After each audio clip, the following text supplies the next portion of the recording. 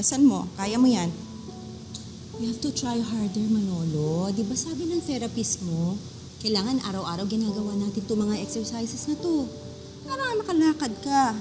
Oh, kaya mo yan. Sige. Kailangan araw-araw ginagawa natin itong exercises na to to build your strength para makalakad ka na. Oh, kaya mo. Sige na, sige na. Pagod na ako. Kanina pa natin ginagawa to. Wala naman nangyayari. Everyday nga, kailangan gawin. Sige na, isa pa. Ayoko naman. Kaya mo yan. Sige na. Oh. Isang beses na lang, ha? Try lang, ha?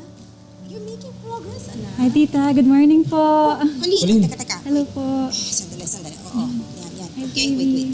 Oh, there. Hello po. Para sa inyo po nila, Manolo. Oh, wow, how nice. How thoughtful.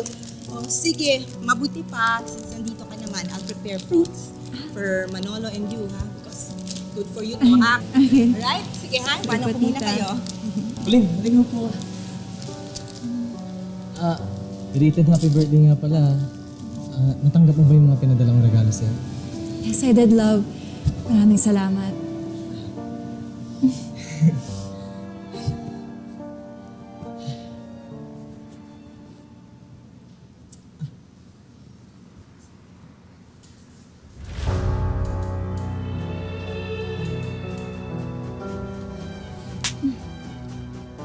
Kapal ang mukha mo magpakita dito? Colleen, alam kong galit ka. Pero hindi naman ikaw yung pinunta ko dito, si Manolo. Hindi pa sapat yung ginawa mo? Gusto mo magkagulo lalo? Colleen, Allison! Tama na. Oh, babe. This animal has the audacity to show her face here. After what she did? Colleen, aksidente yung nangyari. Hindi ko naman ginustong mahulog doon si Manolo. Ganun ah. Tama na! Ano ba? Colleen! Ano mukha mo? Allison, tama na!